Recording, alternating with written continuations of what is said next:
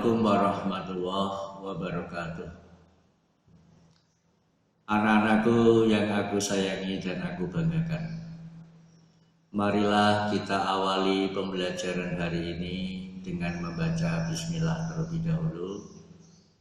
Bismillahirrahmanirrahim. Dan jangan lupa untuk mengisi formulir presensi kelas. Baik, sekarang kita lanjutkan untuk pembahasan materi hari ini sebagai berikut.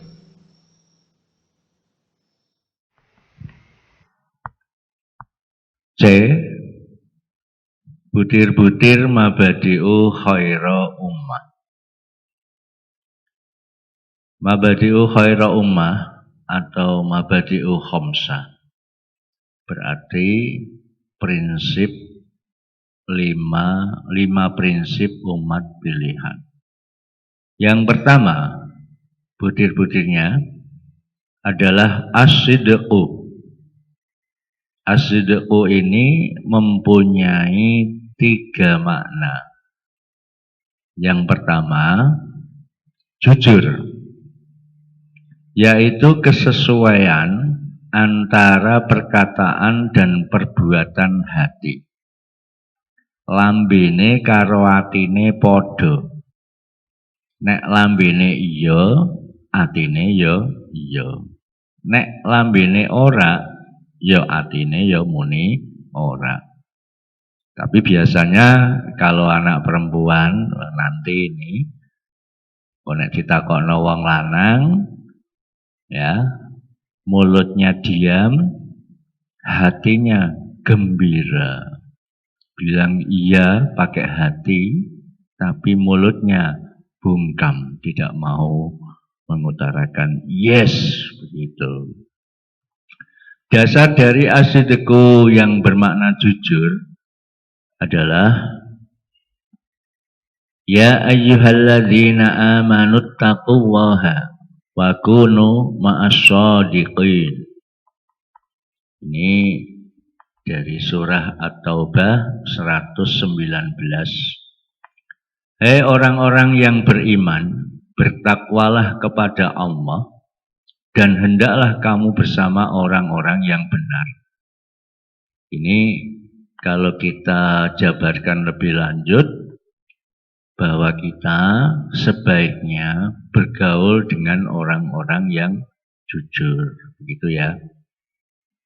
Kemudian as-sidqu juga bermakna bersungguh-sungguh.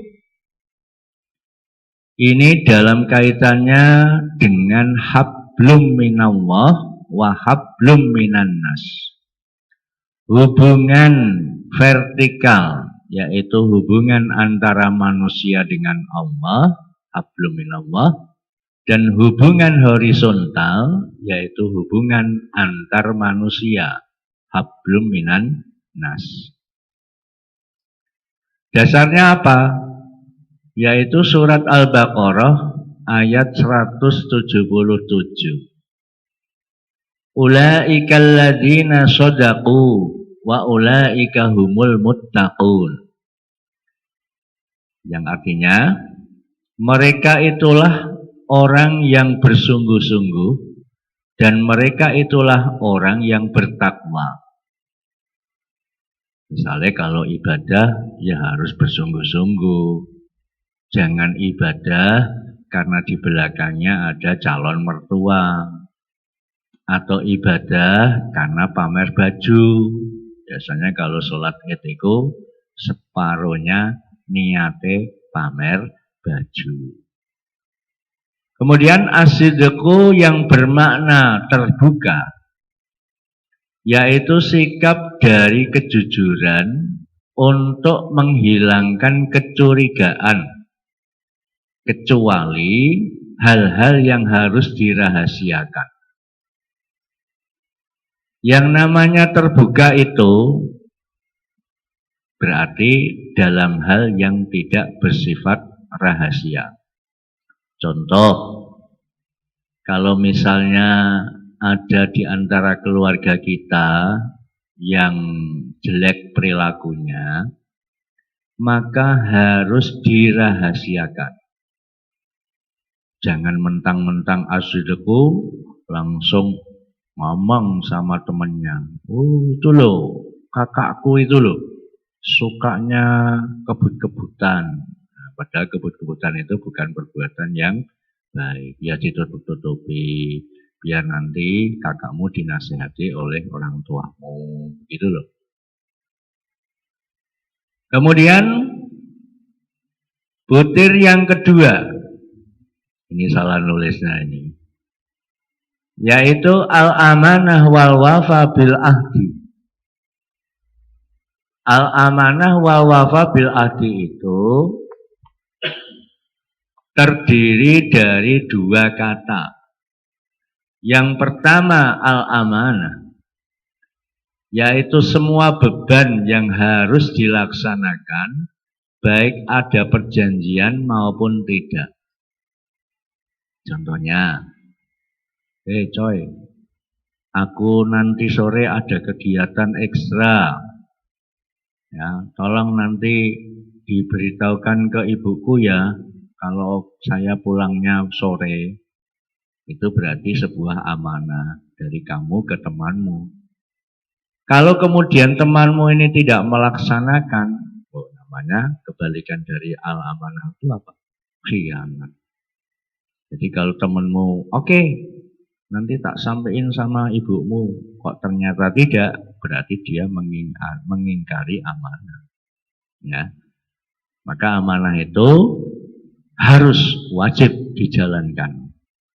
Kalau misalnya berat, ya tidak usah menerima amanah. Ya, masa amanah, oh kamu harus menyeberangi sana di Selat Madura, tidak usah lewat Suramadu, kamu harus renang. Lah kamu sendiri renang tidak bisa, mosok kamu mau renang, cari mati dong. Nah, itu amanat yang tidak harus dilaksanakan. Kemudian wal wafa bil ahdi, yaitu menepati perjanjian. Al wa'du dainun, janji itu hutang. Maka janji itu harus ditepati. Hei coy, ntar sore ke rumahnya Pak Mus ya, tak tunggu di pojok kuburan. Oke. Tapi setelah kamu menunggu, ternyata teman kamu tidak datang. Berarti dia tidak bisa menepati janji. Ya. Jadi, kalau melihat arti dari al-amanah wal wafa bil ahdi itu, yang pertama adalah dapat dipercaya. Ya, al-amanah dapat dipercaya. Wal wafa bil ahdi, setia dan menepati janji. Kemudian dasar amanah. Innallaha ya'murukum an tu'addul amanata ila ahliha. Sesungguhnya Allah memerintahkan kamu sekalian untuk menyampaikan amanah kepada yang berhak menerimanya. Berarti wajib dilaksanakan amanah itu. Kemudian dasar dari al-wafa bil ahdi, ya ayyuhalladzina amanu aufu bil uqud. Hai orang-orang yang beriman, penuhilah perjanjian-perjanjian itu. Ya. Kalau janji itu hutang, ya harus dipenuhi. Kalau hutang uang, ya harus dilunasi, disaur, begitu ya. Kemudian yang ketiga, yaitu at-ta'awun. Bermakna tolong-menolong, setia kawan, dan gotong royong. Tolong menolong, setia kawan, dan gotong royong ini harus dalam kebaikan dan taqwa. Dalilnya, wa ta'awanu 'alal birri wat taqwa. Dan tolong menolonglah kamu dalam mengerjakan kebaikan dan takwa. Wala ta'awanu 'alal ismi wal udwan. Dan jangan tolong menolong dalam berbuat dosa dan pelanggaran. Surat Al-Maidah ayat 2. Berarti Misalnya teman kamu ngajak untuk mencopet, ya jangan ikutin. Yuk kita nyopet yuk. Atau kamu jawab aja, oke, ayo kita nyopet. Tapi sebelumnya kita berdoa. Bismillahirrahmanirrahim. Niat ingsun nyopet karena Allah Ta'ala. Tidak jadi nyopet. Karena dia ingat Allah. Mudah-mudahan seperti itu. Ya. Jadi berlomba-lombalah dalam kebaikan. Fastabiqul khairat.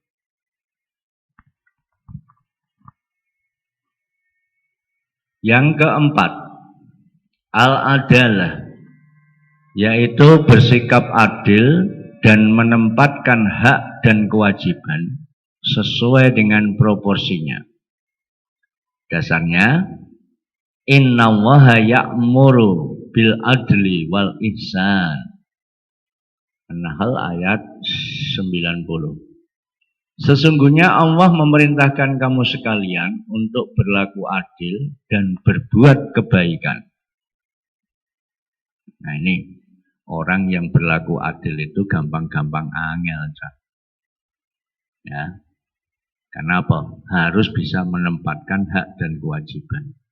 Harusnya kalimat ini diganti.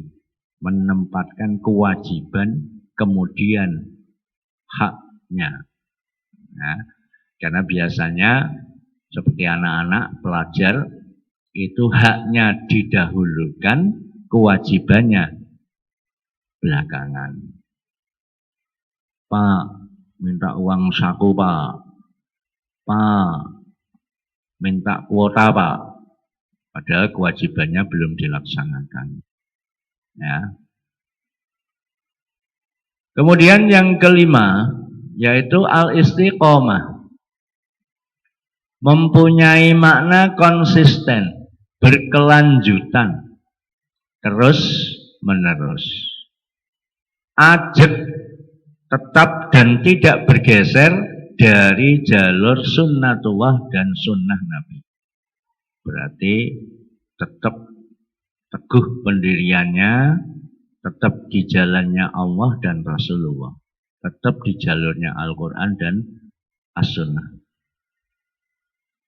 Yang berikutnya yaitu kesinambungan, yaitu mata rantai yang tidak terputus dari satu kegiatan dengan kegiatan yang lain, dari periode satu ke periode yang lain.